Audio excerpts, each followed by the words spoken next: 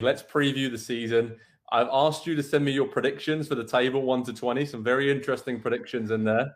Let's have a look at the major storylines. Who's looking good? Which teams have spent big and wisely?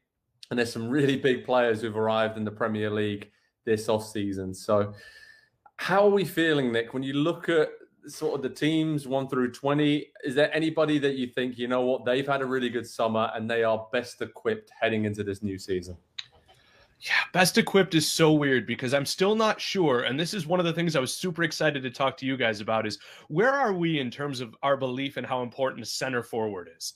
Because that is the big question for me at the two teams that I believe I might have 1 and 2 at the table. I can't remember, but the two Manchester teams, right?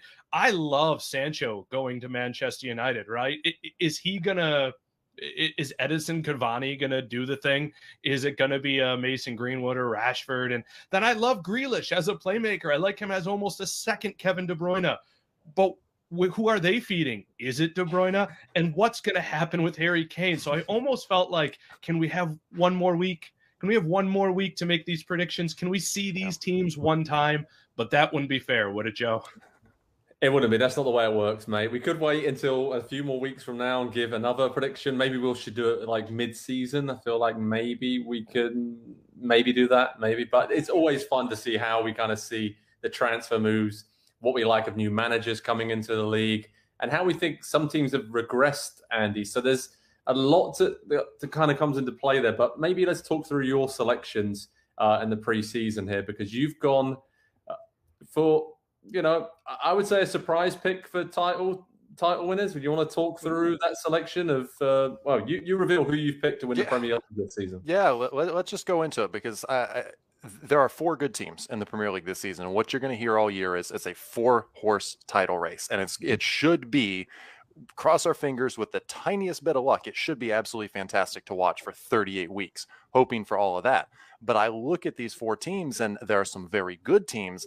I don't think there is really a perfect team or a fully built out team as of yet, except for maybe one. And that would be my title prediction. We'll go through them here real quick. Manchester City, as Nick alluded to, center forward. Are they going to play one? Do they need to play one? Are they going to sign one? Are they going to get Harry Kane? Sergio Aguero is gone. Are they going to play false 9? There's a lot of questions about that. And that position has been an issue for them for a couple of seasons. Obviously, they won the title last year without having anyone play that position.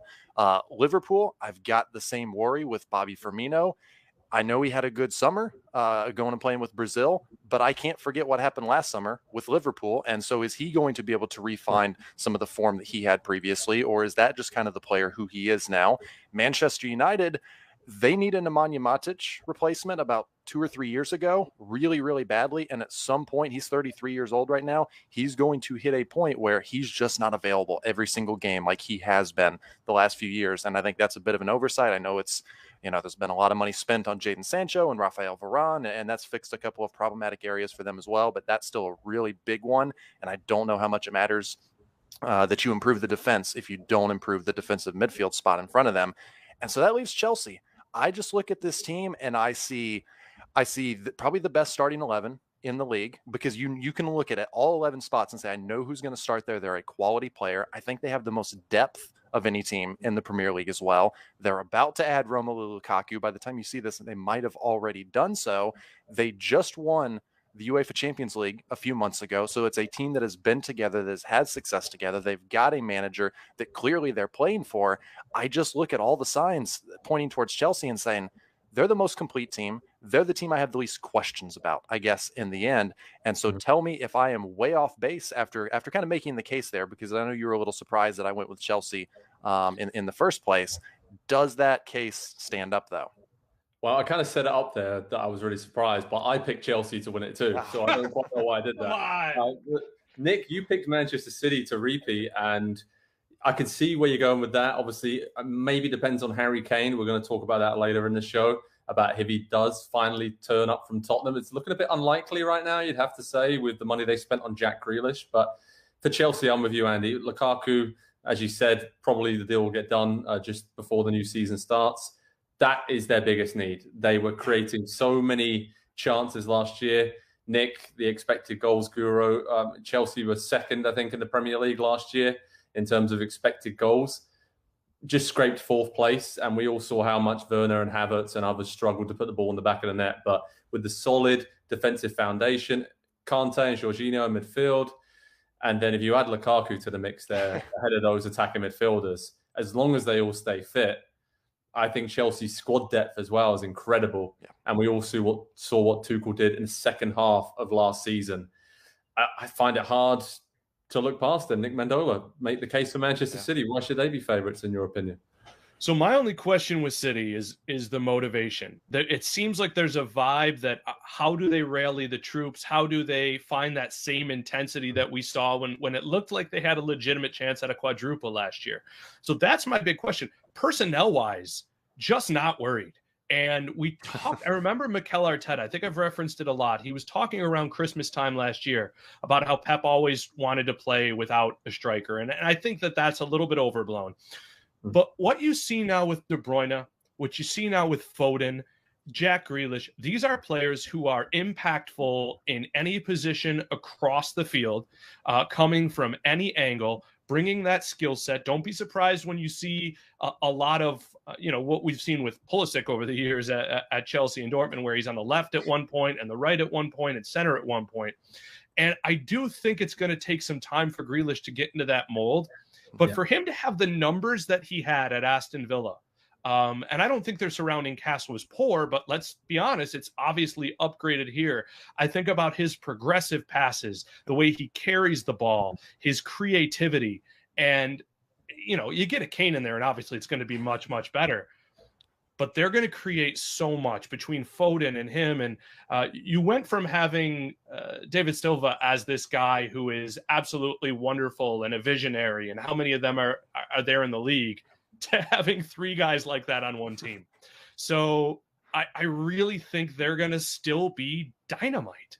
Yeah, I mean, you got Gabriel Jesus, Raheem Sterling, Foden, Mahrez, Bernardo Silva, Grealish, De Bruyne would probably play in a false nine.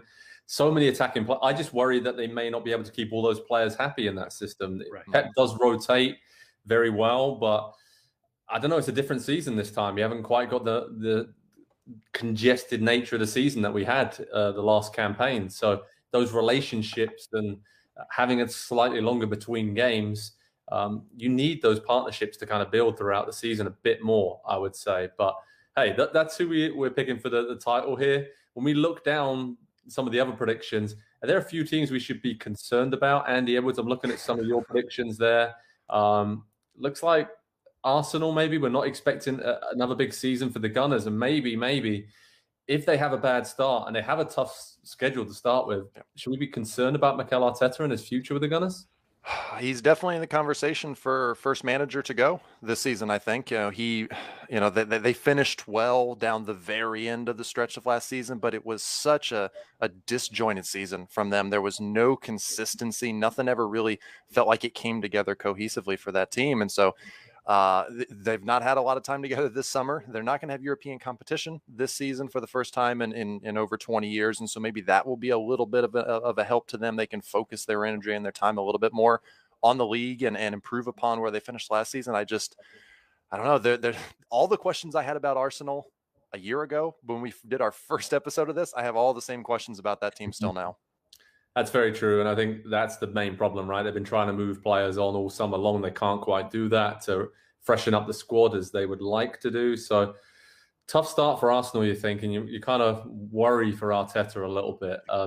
Obviously, you can check out our full predictions over at Pro Soccer Talk on NBCSports.com. 1 to 20, picking the top 4, top 6, 3 teams that are going to go down. Nick, let's move on to that. The relegation situation is quite interesting this season because Brentford, Norwich City, and Watford have come up. And you could argue that Norwich and Brentford have made some really nice moves in the transfer market and can maybe just have some of the other pack of teams that have finished last season not so well, looking over their shoulders. I'm thinking about, I'm not going to say which teams yet, but any surprises for you in terms of the relegation situation with some established Premier League teams maybe regressing over the summer? Joe, I can't believe I'm doing it again. I can't believe I'm putting Burnley in the bottom 3. They have defied me for a half decade. But I look at that team, I look at what we saw from them last year, and I think, all right, Ben Mee and James Tarkowski, cool. Chris Wood, yeah. Some interesting players in the midfield. And then I think to myself, are they really going to do it again? Because the only team of the bottom of the new three that I have ticketed for almost automatic struggles is Watford, especially if they don't start well, because if they don't start well, we know they're firing their coach. It's what they do. I think that Daniel Farke is too smart for to make the same mistakes twice. Now, does that mean they have the quality? I don't know, but I like some of the guys they brought in. And Brentford, to me, is a team, maybe call it like a little bit of a JV vibe on that Leeds train when they came up, which is they're built to be both pragmatic and adventurous, if that makes sense. So I worry about two teams near and dear to our heart. I worry about Southampton. I worry about Newcastle, and I'm going to add in my darlings, Brighton and Hove Albion, because I still don't know that they have a finisher. I predict them to finish well, but that's a lot of blinders on there. So I think there are three classes here. I think there's a clear mid class. I think there's a clear upper class, and I think there's a clear bottom, let's call it 6. And that worries me as someone who wants Newcastle to do way better than they should. I'm with you on that. Newcastle, Southampton, and Brighton. I've also tipped Wolves not to do too well this season and be right down there, because I think Raul Jimenez, it just all depends on how he comes back and if he's firing. Obviously, changed the manager. There's a lot of players there that Nuno Espirito Santo played a big role in getting them to Wolves. How they're going to react to a new manager coming in, I don't quite know that situation. But Andy, you have another established Premier League team down in the bottom 3. You want to explain that pick and maybe, it's not going to be good for Patrick Vieira, is it? There comes a point in the time where a team is in the Premier League where it's just time. It's just time for you to go. If you've not reinvented yourself at the highest level and pushed yourself on and simply been kind of happy to be there 12th, 13th, 14th for a lot of seasons, maybe push towards 11th or 10th a couple of times. But if you're not really still trying to push forward, you're going backwards in the Premier League. And that's what I've seen from Crystal Palace the last couple of seasons. They've spent a couple seasons down very close to the relegation zone. Half of the squad from last season is gone. It needed to happen because they were all well over 30 years old, and it was the oldest squad in the Premier League. But they've not brought in a ton of quality to replace those players. And they've got a new manager who's never managed in the Premier League. He's got about a year and a half at a very high level as a manager. I just have a lot of questions about Crystal Palace. So I have them 19th in my predictions. I have Watford bottom, and then I also have Southampton in there at 18th. And I will tell Nick, I did the same thing with Burnley for about 2 hours yesterday when it came time to put together my predictions and send them to Joe. I had Burnley sitting 18th the entire time. And you know what I did 2 minutes before I sent them to him? I moved them to 17th because I couldn't do it. I just could not say Burnley will go down. I know the time comes for everybody, but it feels like Burnley is the one club that could just survive absolutely anything.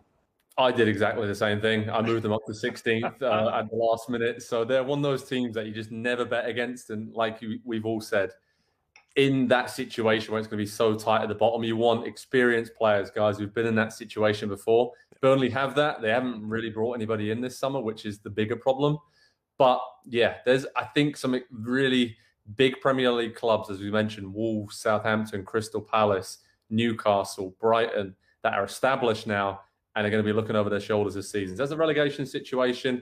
I just want to point out one team, although they've been kind of had turmoil around them all summer. I like what Tottenham Hotspur has done in the transfer market. Nuno Espirito Santo, Andy smiling, he didn't expect that. He's come in, and I think he is a manager that will be pragmatic, will be very solid. I think maybe he has some of the pieces now to be a bit better defensively. And even if they do lose Harry Kane to Man City late on in the transfer window, Heung-min Son's there. They have some other players lined up, and I think they'll be okay. Andy, I think they'll just be okay. But looking at some of the other big storylines, obviously Jack Grealish at City, Jadon Sancho and Rafael Varane at Manchester United, Lukaku coming in at Chelsea. Wow, I mean, there is some huge names arriving in the Premier League this summer.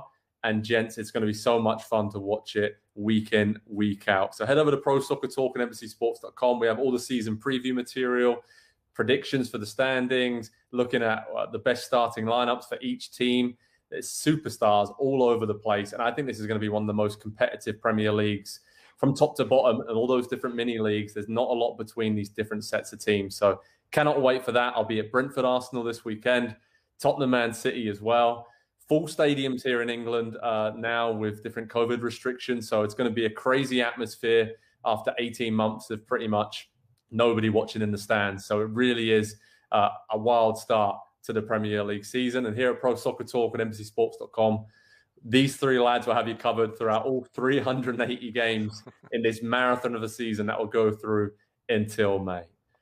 Hi there, I'm Rebecca Lowe. Make sure you subscribe to watch highlights all season long and join us at the weekend at 7 a.m. Eastern on NBCSN for Premier League mornings, and sign up for Peacock Premium, where you'll have access to 175 exclusive live games all season long.